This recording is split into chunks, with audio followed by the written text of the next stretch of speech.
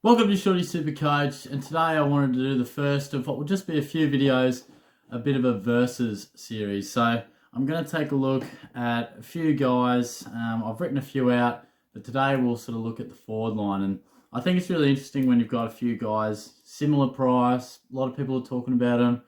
You know, a lot of people are probably interested in which way to go. And today we're going to take a look at Butters, Bolton, Goey, and Phillips, and just sort of compare a few stats and discuss, their roles, what they could potentially score, and at the end I'll attempt to rank them, which is, thinking about it, it's going to be pretty bloody tough. It's a difficult process. Full disclosure, none of them are in my side at the moment, so that's probably the biggest indication of what I truly think, but I will give them a bit of a ranking 1 to 4 in a moment. I'm going live on Wednesday night, so tomorrow, 7:30 p.m. So if you're keen to throw a question my way, feel free. I'll be looking forward to that. And just a shout out to SuperCoach Talk as well. If you haven't jumped on their website, definitely do so. There's plenty of content there. We've sort of teamed up. And likewise with the group at SuperCoach 360 on Facebook, they've been doing plenty of content. Lots of great discussion.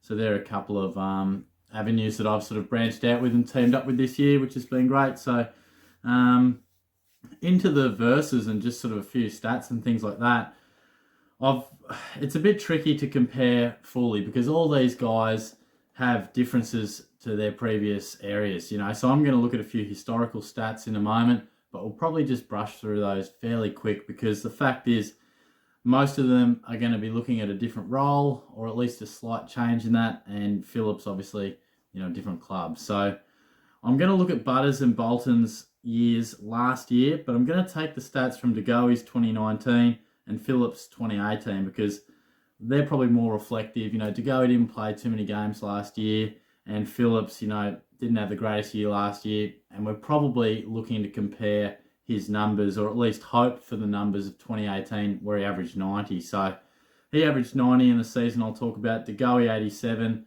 and of course last year Butters 87, Bolton 86. Now Butters is the most expensive, 471. Bolton's 462. Goey 435, and Phillips 402. So I'm going to take a look at, in the years that I just referenced, how many times they turned up, how many times they went over 115, how many times they went over 85, and how many times they ducked below 80. Sort of gives you a decent breakdown of what their ceiling can be, how inconsistent they are. So Butters scored 6 tons last year out of 15 games, 4 of which were 115 plus, and then on 9 occasions he was 85 plus. He did duck below 80 on 5 times, 39, 42, 53, and even in the finals we saw some fluctuations. So what I would say is that he still has that ability to have quite quiet games at this stage, but a lot of you selecting him will probably be hoping for an improvement in that area. Bolton, 5 out of 15 times he turned up. Just the one score over 115. Had a lot of scores in the early hundreds. 8 times he was 85 plus, and like Butters, 5 times below 80. Goey in that 2019 season, 16 games, 5 tons, just the one over 115, which I was surprised by. 9 times over 85 and 4 below 80. And I think Phillips is the most interesting reference point. 22 games that year, 8 times he turned up, 6 were 115 plus, 9 85 plus, and 8 below 80. So it's really interesting. He had 2 different halves to the season, because I think a lot of people, if they're picking Phillips, they're referencing that 2018 season where he averaged 90, and they're thinking, I reckon he can get back to that, and I reckon he can go a little bit better. Now, in the first 11 games of that year, he averaged 101.5.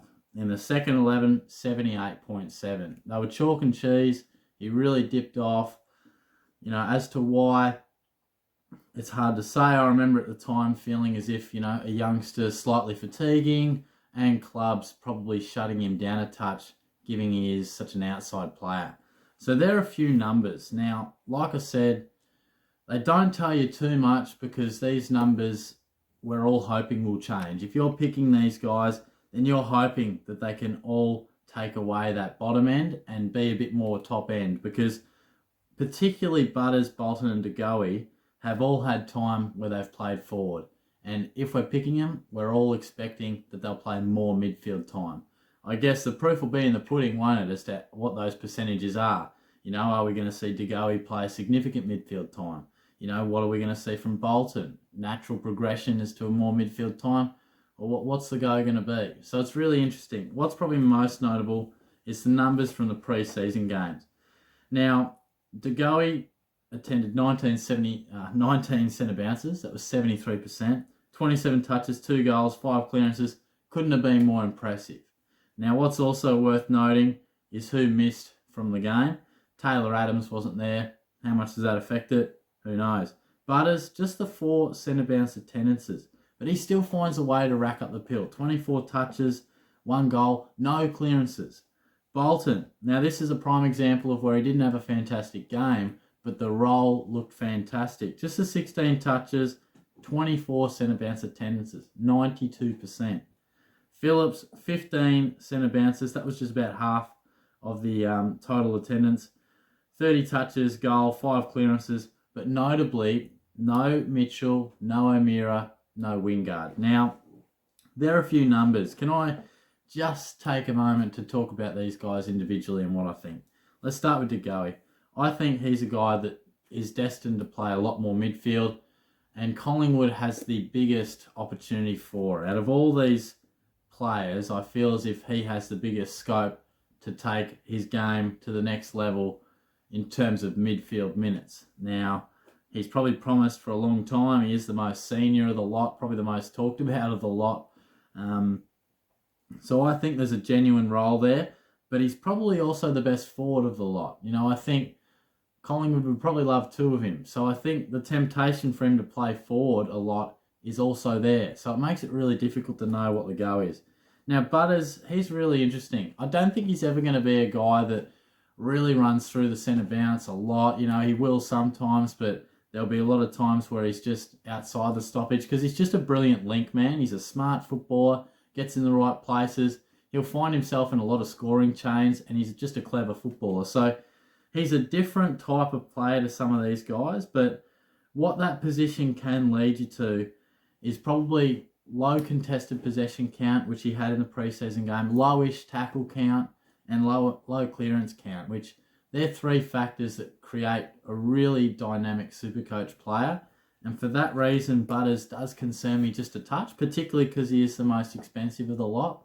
I think just his position and the clear lack that he's not as much of a centre bounce player, particularly when you've got the likes of Rockcliffe, Wines, Boak, I guess Pal Peppers when he's in there, Willem Drew, whether he gets a bit more opportunity. I guess Connor Rosie, isn't going to be there for who knows what, but it's just interesting. I feel like that type of position can lend yourself to a few more games where you're just quieter.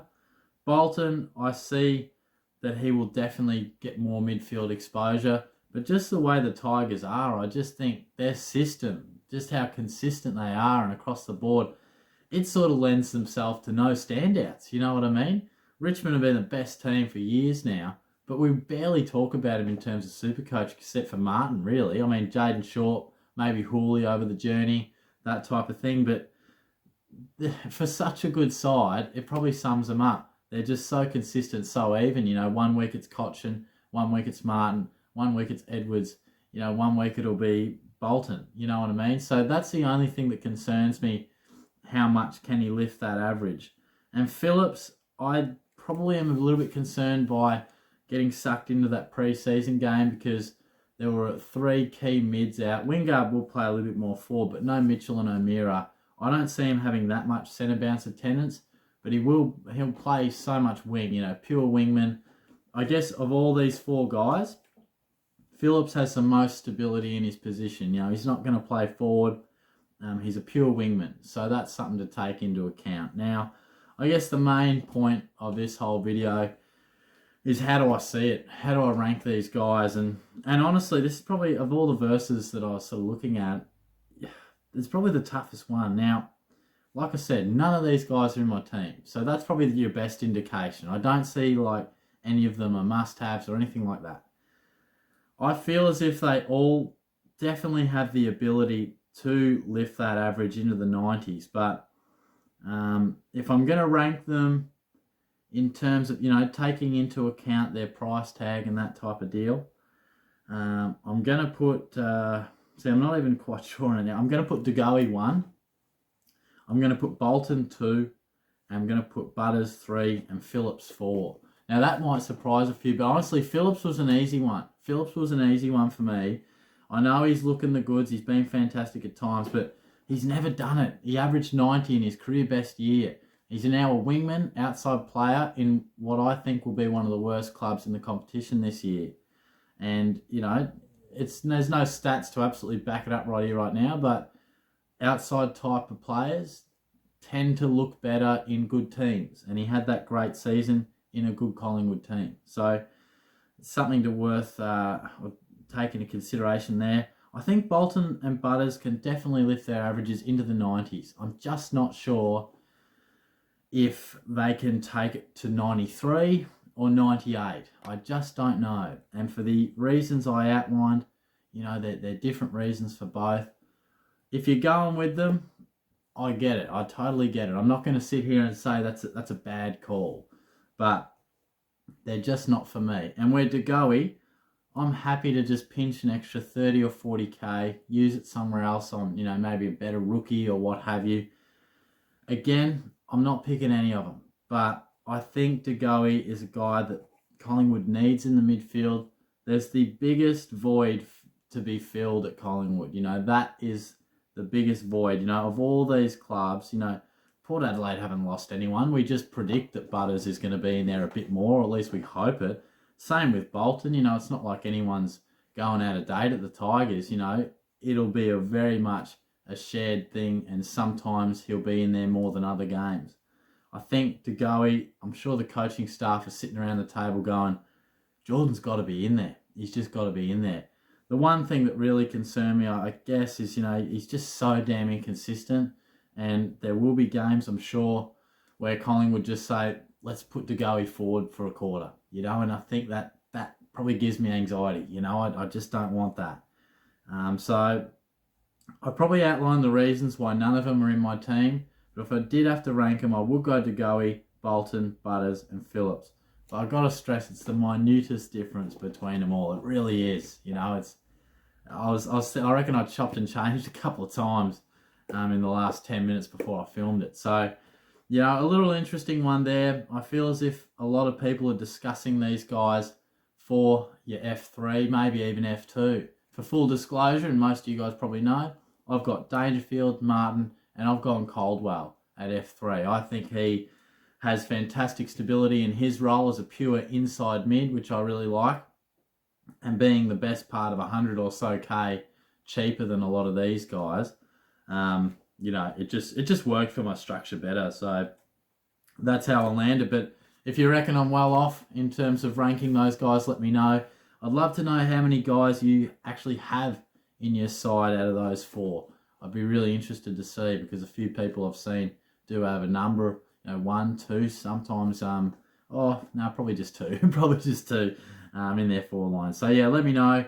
I'll be back pretty soon. We've got a lot of content coming up this week. We're looking at every relevant player across the mids, the backs. That one's already up, the forward line, the ruck, and a few other bits and pieces. So there's plenty to stay up to date with, and I'll chat to you guys soon. Cheers.